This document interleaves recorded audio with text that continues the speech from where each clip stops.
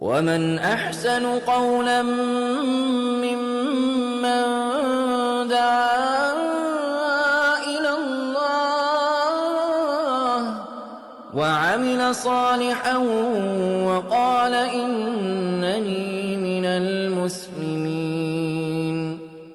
I am a Riva and I was taught how to pray Salah. That means every single time I pray, the person who told me gets the reward. 5 times a day, from Fajr to Isha. If you want to support someone like me in learning Salah, Then sponsor 10 people for just £100 this Ramadan. remember the Prophet, peace be upon him, said, Charity does not decrease wealth. Click the button and donate now.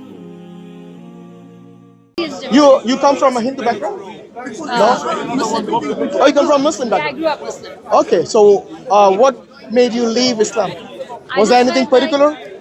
I feel like at least the surrounding, my circumstances, and reading about and looking at people in my country or around me, Where are you from? Pakistan. Okay. I started seeing more differences and more reasons that would, I don't know, like separate people rather than bring them together. And even if I'm just talking about within Islam, if you're looking at Sunni, Shia, Ahmadi, whatever, and I just thought that religion itself was like sort of like a source that was dividing people and causing more hurt than good.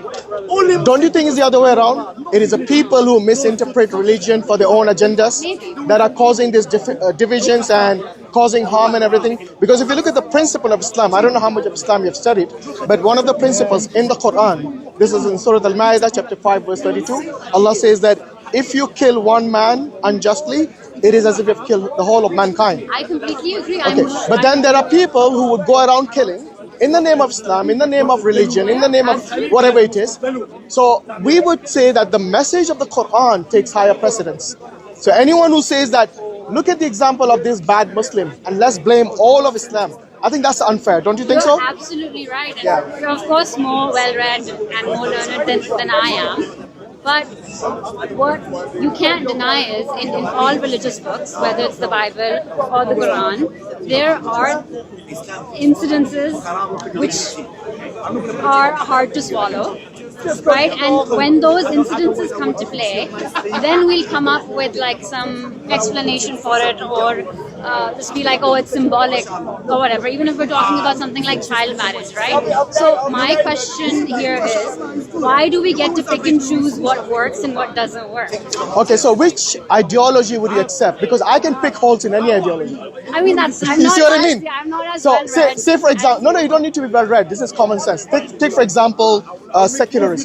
Today, in any secular country where there's secularism, obviously, killing a child is okay. Yes, in the womb of a mother. Abortion, I'm talking about. Yeah, perfectly normal. You see, there was a time when this was really frowned upon and was really bad. What changed? I'm sure The people or the principles? What changed? the people. Yeah, but then the people had impact on the principles because they made up their own principles. See what I mean? And that's the reason we need someone who would actually have an objective morality, which doesn't change with time, and which is rooted in objectivity rather than I agree personal, with you on you That is something emotions, I agree with. That, yeah. See, it is a very grey area. I do believe that religion should exist for some people because it's a form of social order. Not for some people, for all people. Because you see, rules, laws play an important role in everyone's life. I don't think anyone is excluded from that. So whenever we make rules, for example, take this example of this world today. Everyone is saying we should have democracy everywhere. Yes? Very well. The forefathers who actually implemented this principle of democracy, they said it is for the people, by the people, and of the people. Do you think that's still the case for democracy today? No. Absolutely. But you see, when I say they, I mean the same secularists, they want to go and bomb countries to establish democracy there. This is what I'm trying to say. Whenever you have human-made principles or laws, they are bound to have a lot of negativity, a lot of disadvantages. But when you have equality in religion, then it is when you talk about equality, like for example, even between men and women, I consider equity rather than equality. Because men and women have their differences. Well, I don't mean just physiologically, but also in many other aspects. So for us to say that they're equal is unfair. So that's why Islam has given certain role to the mother, certain role to the father. A father, even if he says that, okay, I'm very rich, I don't want to now take care of my children or my wife, that is the greatest sin in Islam. In fact, the wife has a right to demand divorce in that case, because his responsibility is his family. Yes? So whenever there is a role which has been defined by God, I think that stands the test of time as well. But when you have humans defining everything for you, then you have something which is problematic. And the other thing I want to point out here is that, you know, one day, whether we believe in God or not, one day we all are going to die. That is the only truth that everyone will have to accept and no one can deny. Do you agree? What do you think will happen to us after we die? I know it's one of those questions a lot of people don't want to think about because it's kind of morbid, but it's a reality. It's a fact that we cannot escape from. You see what I mean? So the question is, I know you must have thought about it. So give me your worldview. I've grown up Muslim, right? So for me, it's sort of like a knee-jerk reaction to also believe in the concepts of heaven and hell. Okay. So for me, heaven and hell do exist, and You're still a Muslim, mashallah. they're just labels. No. For me, These labels are what defines you. Yeah, like Christianity. Yeah, almost all, yeah. Yeah, that's what I said. I think Hinduism as well. Which is why They have more of a temporary heaven and hell, but they still do. Yeah. So have you thought about this? Heaven and hell. And yeah, I believe when I die, God will decide, whichever God that may be, what's going to happen, whether I'm going to go to hell or heaven or... What is the requirement to go to paradise? I think you have to be a good person. No. You can be an atheist and be a good person. Yeah. See what I mean? Yeah, you can. But this is, look, when you're talking about Islam, which you alluded to, then you cannot change a principle. When I asked you what is the requirement, I meant from the perspective of Islam. You see what I mean? You cannot take a Hindu perspective. That's not enough. The most important thing is to not associate anyone with Allah. That is the most important. Without the first pillar, all the other pillars are meaningless. Okay? So one of the first pillars is obviously you worship Allah and you do not associate anyone with Him. And this is Tawheed. But see, this is maybe something that, as my perspective, might disagree. Because for me, if it's an atheist, if it's a Hindu, if it's a Christian, whatever they may be, if they're a good person at the end of the day, they'll go to heaven. Okay, who defines what's a good person? Let's start with that. Because wait a minute. But who amongst humanity decides it? For example, I give the example of abortion. Do you agree or disagree with abortion? Yeah. So you are pro-choice. Yeah. Okay? There are many people who are pro-life. They say that is humanity. You say killing a baby or killing an infant in the stomach or in the womb of the mother, that is humanity. Who's right? You see what I mean? You see, this is the crossroads every human will come to. Because somebody has to have the last say. And we say that is God. Because He created us, He knows us best. Yeah? What's your favorite phone? Android? iOS? I don't know. You see, if you have an Apple phone, whoever manufactures that phone will know exactly what are the do's and the don'ts for that phone. And if you disobey that, then you will have to face the consequence. Okay? But don't you think, like, human morals as humanity, no religion, no concept of any holy books associated, is there not as humanity, as a human being, a good and an evil? Yeah, but that's the example I gave you about abortion, remember? No. But who decides? Politics, because that No, that's not politics. It is, 100%. You think abortion is politics? Take a second, Mike. What's, like, when you're a human being, Yeah. but without any knowledge, as soon as you're out of the womb, whatever, you're a functioning human being with morals, and those morals don't come from anywhere else as opposed to just being human, right? There's a moral compass inside you that has nothing to do with religion per se, right? You know, as a human being, it's evil to kill someone. Yeah. You know it's a good thing to not kill someone. And But is that the fine. case all the time? Do you believe in just wars? But why are people bad? Because everyone has this... No. Sorry. Yeah. Everyone We need to has- stick to one topic. I am talking. Because when you talk about morality, we have to pick one point within morality. You talked about killing. Is killing wrong all the time? See what I mean? Every time you pick up any moral question, you will have to face, is it right all the time? or is it wrong all the time? I would consider rape wrong all the time. So that is one thing I think we can all agree upon, okay? But killing, there are just wars. You know, certain times when killing is required because the other party would want to eradicate you otherwise. So someone has to step up to them. That's survival. No, not all the time. For You also example, have to contextualize killing. yeah, that's why I said just wars. Remember, I told you, I did contextual. And the reason I asked you, is it wrong all the time? So the question boils down to who decides. But you also, that's why we have a brain. That's why we Yeah, have but to that's know. why, because of that brain, there is disagreement. Of course, there's always. That's the point I'm making. My question is, who has the last say? Who do you think? God. God has the last. Of course. Let me give you. That is the only way you can come to a rational conclusion and a decision where everyone will agree, because none of us are going to say you're better than me. How dare you decide what is moral and immoral? Even the atheists who don't believe in God, they have this problem. Because atheists have differences between them. You know, there are many atheists who are pro-life. Yes, many atheists. They see a potential human being who did not do any wrong has been punished for the fault of the parents most of the time. Yeah, because most of the pregnancies which have been terminated is because it's an unwanted pregnancy. It's not because of rape. In fact, Islam has provisions even for that. There are exceptions where abortions are permitted, like for example in the case of rape. Scholars do allow that. So when we discuss things, we have nuances. But when you are someone who has rejected God or do not consider God as the main mediator, then you'll have differences within humanity. The very word you used, we'll have differences, and because of these differences, we have many wars. But listen, when you're talking about rape, abortion being allowed in Islam because of rape. As an exception As to an the rule. exception, Yeah. yes. But it's also in Islam, correct me if I'm wrong, isn't it also very hard to prove the incidence of rape?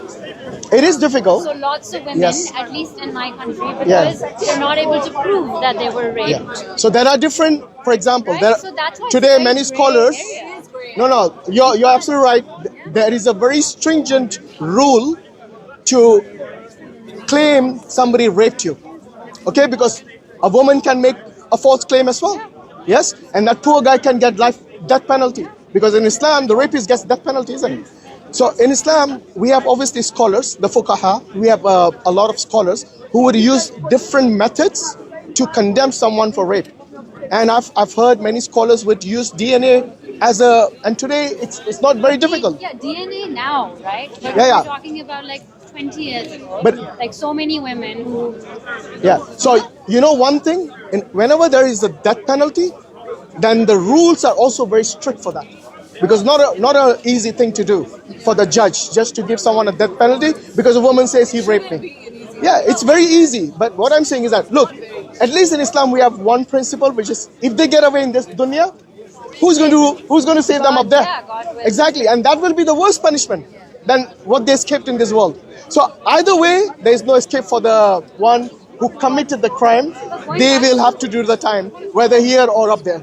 But going back to how you Yeah. said that scholars will decide, right? Wouldn't you say that scholars to some extent are also biased in their decisions? No, look, when there are principles like this, I don't think all the scholars in Islam will come to a conclusion which is contrary to the Quran and Sunnah.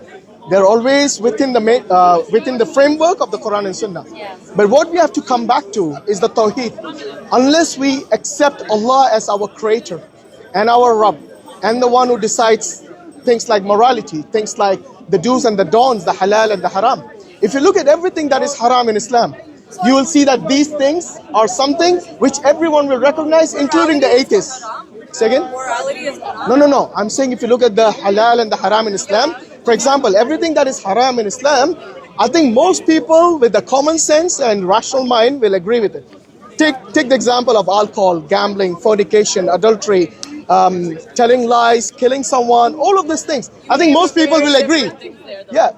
No, I'm saying. Or killing someone is all a different kind of. Yeah, of course, everything has nuances. Everything has a reason. So when we talk about halal and haram, there is obviously rules and regulations for everything. And that's the reason we have Sharia. Sharia is what defines, when we use the term Sharia, unfortunately the Western world considers only the punishments as Sharia. No. In fact, that is like maybe a small fraction of the Sharia.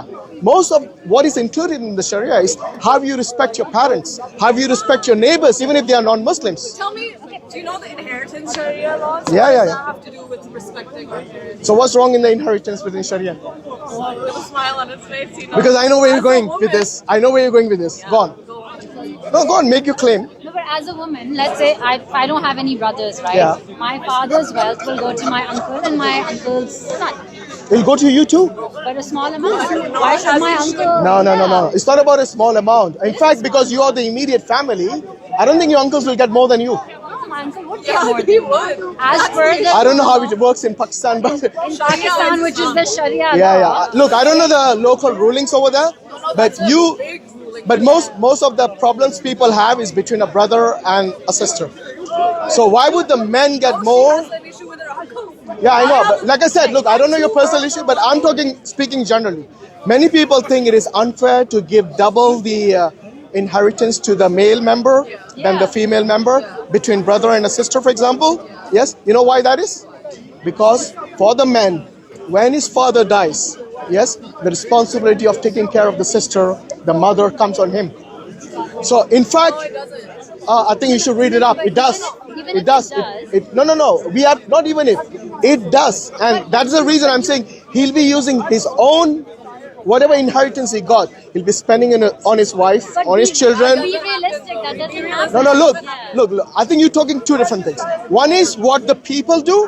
One is what Islam has, People in Pakistan do what Islam says. what Islam's principles are. People in Pakistan Sorry, do what can Islam I? I don't think they all do. So this was my issue, right? So many things in Islam, that's written in the Quran, that's in the Sunnah, that are open to interpretation. And this is like what I was saying back then. So different people have different interpretations. When it comes to things like inheritance, when it comes to things like halal and haram, when it comes to death penalties, there is no scope for any gray areas because these things are quite serious.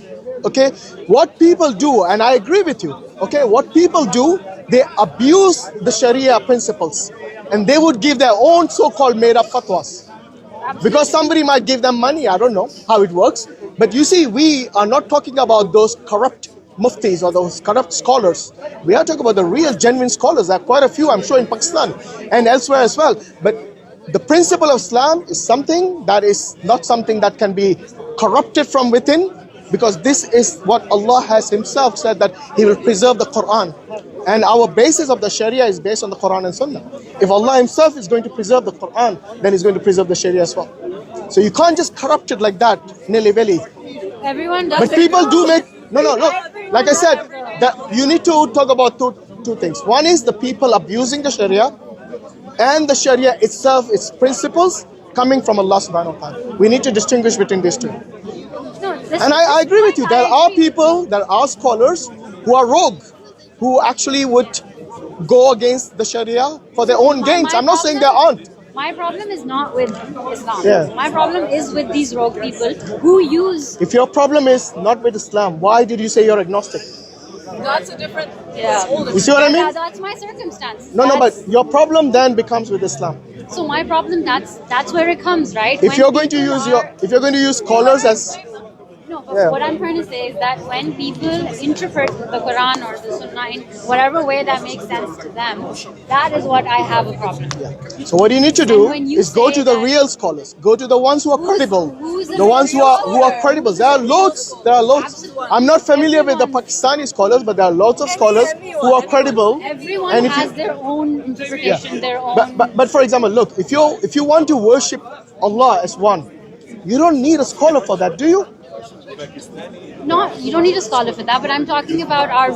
Why would you say you're agnostic then? That's how I was brought up. Like that's what my circumstances. No, but is. you, But that if is- you recognize that's yourself not- as a Muslim, then you shouldn't say you're agnostic. Say I'm a Muslim. I don't recognize myself as a Muslim. Why is that? I said I was brought up Muslim. I'm no longer. Yeah, but that's what I'm trying to find out. When you're blaming the scholars, I don't think your worship of Allah has got anything to do with blaming the scholars, is it? I think it does, because that's what frames your mindset. That's what frames your perspective on I think the things. Quran should frame your mindset about the oneness of Allah. But that's what I'm saying. In the Quran, there are a lot of things that are not okay with me. So name me one thing in the Quran that takes you away from the worship of oneness of Allah. Name me one thing. Again, correct me if I'm wrong. I'm not that well. Okay. versed. Have you actually read the Quran? Not just not just in Arabic.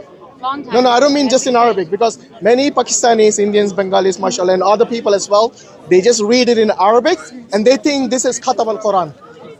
This is the end. I've completed the Quran. But the whole purpose of Allah revealing the Quran upon His Habib, upon the Prophet Muhammad sallallahu alaihi wasallam, is so that you understand it after reading it. It's not just for you to read it and then just keep it in the cupboard, you know? No, you have to understand it. And I think maybe you are a victim of that. It's possible that you haven't actually looked into Islam fully, based on the principles of Islam, read and understood the Quran. So maybe give it a chance, you know? Why would you want... That I agree with you. I do think that Islam and Quran has some wonderful things written in it that should be followed. But I still do think that there are some things that to me are problematic or that don't sit well with me. It might be okay with you. It might not be okay with me. Like, I don't think the Quran gives women equal rights as men. Do you think they should have equal rights? Yeah, 100%. Okay, so you're saying that women and men are equal in every way. They should be. Maybe you have to read about... So what do you think? No, wait, just 1 second. If you think that is the case, do you think we should send the women in the fighting in the front line? Yes. Yes, and in the fire brigades? Yes. Yes. Why does the Western countries not do that? They do that. Just 1 second. They don't. They do. Look at the fire brigades. Most of them are men. But there are women. Of course there are. But why are mostly men? Because even they don't recognize they're That's a equal. cultural thing. They have different roles. Which in culture? society. Over here the culture is equality of men and women. What are you on about? Okay, so even here they recognize the differences, and that is the reason. You know how long have the women considered the feminism has been out there? Okay, even today in fields like mathematics, in fields like physics, yes, in many of the science fields which are analytical and all, it is still men who go and register and become and study that field. Even to this day, the women are actually a minority within those fields. Why is that? Because accessibility is so hard for them. They have other roles that they're meant to be. They're supposed to. No, you said they're equal. You said they're equal. They exactly equal and different. Women are given worse resources in terms compared to men. Women have to be. They're told stay at the house, take care of the kids, raise. I'm talking with the West. That's your job. That is I'm not talking with Pakistan. I'm talking with the West. Even in the West, 50 years ago. So you think most women today are told to stay home and cook and clean? A lot of women are also the financial gap. I don't think you stayed here long enough. How long have you been in the UK? 5 years, right? Yeah, that's much. I think you have to realize that most women today, you're talking about maybe the 70s or even before that, when they say go and cook and clean. In fact, most of the workforce today are women. Do you know that? Most of the people in the workforce are women. But even then, you go to universities where they teach maths and physics. It's mostly men. Even now, 70 years after feminism, it's still the case. I think that's changed. Okay. Anyway, let's go back to let's go back to Tawheed. Look, I'm not saying. Look, I respect your a perspective. lot of things feminism has done. I think the first wave of feminism, where it was to establish equality. And by the way, you know what was? Equality is established. Hold on. I think initially that was the reason for the feminism, because of non-equality. Women were treated as property. You know, you talked about inheritance. You know what was the inheritance in these countries? You guys, the women. I know. I'm from Pakistan. Yeah, so that is what they fought for. But Islam gave them the right 1400 years ago to inherit, which was unheard of at that time. And Islam also gave them the right to be scholars. If you look at the early, take Aisha radiallahu anha, you know, a scholar of Islam who narrated like so many hadiths. She's probably like the third person to narrate the most hadiths or something. That's what I'm saying. Islam did not prevent the women. Islam gave them the rights when nobody gave them the rights. So anyone who says... I'll give credit where it's due. There are, like I keep saying, there are a lot of things that are good. But I still want to hear from you, which part in the Quran tells you that Allah is not one? Why do you hate us? Because that is the Tawheed, that is the first pillar of Islam. And you're saying you're an agnostic. I really want to know what tipped that balance. I don't If it is, look, if it is, no preference. if you think it is the people who led you to do this, then I think you should reconsider that, because reconsider and read the Quran. I'll think about it. You're laughing it off now, but wallahi, this, I wouldn't want you, you know, my dear sister, you too, mashallah, you know, and the brothers here as well, all of us, we want you to be in Jannah. You know why? Because All this, of us, everyone wants everyone to be in Jannah. yeah, I know, but there are conditions for Jannah. It's not something like a walk in the park. Okay? Yeah, I know. Excuse the pun. So this is what I'm saying. If you follow one of the things which will guarantee you Jannah is to at least believe in the oneness of Allah. Because there's a hadith of Prophet ﷺ which said that if you had even a mustard grain of iman in you, then one day you will definitely enter Jannah. Okay? So please don't call yourself agnostic. Be a proud Muslim. Maybe read upon it, and you'll see the benefits of both dunya and akhirah in it, inshallah. And this is not just some saying. I have actually lived it and I've experienced it in a Western country, and I can say that many of the Western countries, many of the people here, they are genuinely amazed by what Islam has preached about women from day one. You know, the amount of rights that they have been given when they were none. So that is what I'm saying. Look into it holistically, and don't just look at it. Look, I know there are many people who might portray Islam in a negative way and call themselves, you know, an alim or scholar or whatever. But I'm not saying to go and look for those kind of. Look at it yourself if you want, and then of course you have to have the benefit of going to an alim. If not in your home country, maybe you'll find one here, inshallah. You know, but give yourself a chance. Do not risk the akhirah. That's all I'm saying. Okay, inshallah. May Allah give us all hidayah, and thanks for your time. We are ready for shahada. Yeah, I think they are Muslims internally. It's just that they don't want to. Good talking to you. All right, take care. I wouldn't want to force them. I know. Barakallahu feekum. Jazakallah khairan. Assalamu alaikum wa rahmatullahi wa barakatuh.